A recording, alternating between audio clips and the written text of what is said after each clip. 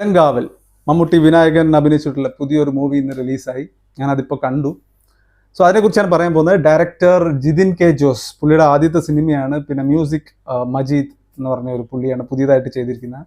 Music കുഴപ്പമില്ല. പിന്നെ Jithin K ജോസിൻ്റെ debut ഡയറക്ഷനാണ്. അത്യാവശ്യം കുഴപ്പമില്ല. ക്യാമറ വർക്ക് അതെല്ലാം ഓക്കെയാണ്.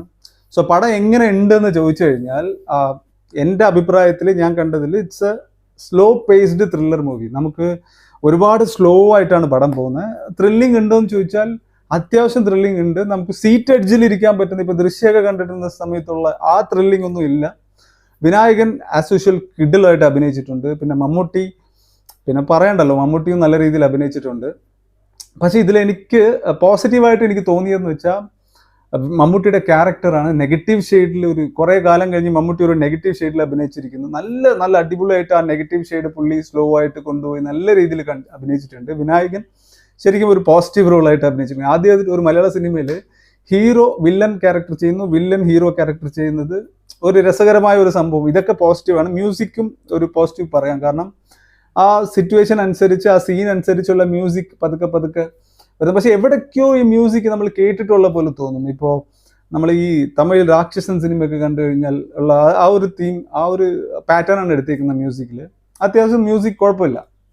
പിന്നെ പാട്ടുകളൊന്നും ഇല്ല വലുതായിട്ട്. അതുകൊണ്ട് പടം നല്ല ലാഗൊന്നും ഇല്ലാതെ, നമുക്ക് അത്യാവശ്യം ലാഗൊന്നും ഇല്ലാതെ കാണാൻ പറ്റുന്നുണ്ട്. പക്ഷെ പടം ത്രില്ലിംഗ് ഉണ്ടെങ്കിൽ പോലും അതൊരു സ്ലോ ആയിട്ട് ഇങ്ങനെ പോകുന്നു. അപ്പം അതായത് നമ്മൾ കാണുന്നവരെ പിടിച്ചിരുത്താനുള്ള ആ ഒരു സ്ക്രീൻ പ്ലേ ഇതിൽ ഇല്ലെന്നേ എനിക്ക് പറയാനുള്ളൂ. കാരണം ഇപ്പം ദൃശ്യമൊക്കെ എടുത്തു കഴിഞ്ഞാൽ നമ്മൾ ഒരു തിയേറ്ററിൽ ഇരിക്കുമ്പം ആ തിയേറ്ററിൽ നമ്മൾ ഇരിക്കുന്ന ഫീൽ വരാതെ ഒരു ഫീൽ നമുക്ക് കൊടുത്താലേ അത് ത്രില്ലറായിട്ട് നമുക്ക് പറയാൻ പറ്റുള്ളൂ. പക്ഷെ ആ ലെവൽ ഓഫ് ത്രില്ലർ ഇല്ല. എന്തുകൊണ്ടാണ് ഈ ത്രില്ലർ ഫീലിംഗ് നമുക്ക് വരാത്തെന്ന് വെച്ചാൽ, ഓൾറെഡി ആരാ ഇതൊക്കെ ചെയ്യുന്നതെന്ന് നമുക്കറിയാം.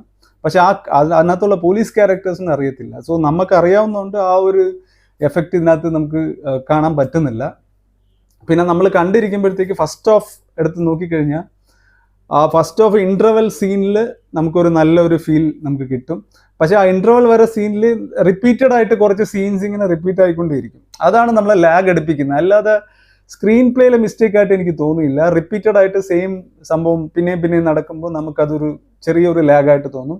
സെക്കൻഡ് ഹാഫ് പോയി കഴിയുമ്പോഴത്തേക്ക് സെയിം അത് തന്നെ പിന്നെയും നമുക്ക് ഫസ്റ്റ് ഹാഫിൽ അതായത് കണ്ട എന്തൊക്കെ പ്രശ്നം ഉണ്ടായിരുന്നു അതേ സാധനം സെക്കൻഡ് ഹാഫിലും ഉണ്ടായിരുന്നു. ചില സീൻസ് പിന്നെയും റിപ്പീറ്റഡ് ആയിട്ട് കാണിക്കുന്നുണ്ട്. പിന്നെ ഇതിൽ മമ്മൂട്ടിയും നമ്മുടെ വിനായകനും അല്ലാതെ രജിഷ വിജയൻ, ഗായത്രി അരുൺ, ഇങ്ങനത്തെ കുറച്ച് കുഞ്ഞു ക്യാരക്ടേഴ്സൊക്കെ അതിനകത്ത് വരുന്നുണ്ട്. പക്ഷെ അവസാനം എനിക്ക് ഗായത്രി അരുണിൻ്റെ ഒരു ക്യാരക്ടർ എന്തിനാ കൊണ്ടുവന്നത്, അതിലെന്താ ഒരു ഡിഫറെൻ്റ് ആയിട്ട് അവർ ചെയ്യിപ്പിച്ചത് എനിക്ക് മനസ്സിലായില്ല. കാരണം ഗായത്രി അരുണിന് ഭയങ്കര ഒരു മിസ്റ്റീരിയസ് ക്യാരക്ടർ പോലെ കാണിച്ചിട്ട് അവസാനം ഒന്നുമില്ലാതെ ആക്കിയപ്പോഴത്തെ ഒരു ഫീലിംഗ്. പിന്നെ മാലവിക ഉണ്ടായിരുന്നു ഇതിനകത്ത്. പിന്നെ ബാക്കി കുറേ അവിടെ ഇവിടെ കുഞ്ഞു ക്യാരക്ടേഴ്സ് അവരൊക്കെ വലുതായിട്ട് എക്സ്പോസ് ആവുന്നില്ല. വലിയ ഒരു സിനിമയ്ക്ക് ഒരു ഇമ്പാക്റ്റ് കൊടുക്കുന്നില്ല, എക്സെപ്റ്റ് മമ്മൂട്ടി ആൻഡ് വിനായകൻ. പക്ഷെ ഇവർ രണ്ടുപേരും നല്ല മത്സരിച്ച് അഭിനയിച്ചിട്ടുണ്ട്. നിങ്ങൾ ഈ പടം എങ്ങനെ ഉണ്ടെന്ന് ടോട്ടൽ ഓവറോൾ നോക്കുവാണെങ്കിൽ നമുക്ക് ഒരു വട്ടം കാണാം. ബട്ട് ഒരു ബിലോ ആവറേജ്, അത്യാവശ്യം ചെറിയ ത്രില്ലിംഗ് എലമെന്റ്സ് ഒക്കെ ഉണ്ട്. പിന്നെ മമ്മൂട്ടിയുടെ അഭിനയം, വിനായകന്റെ അഭിനയത്തിന് വേണ്ടി വേണമെങ്കിൽ പോയി കാണാം.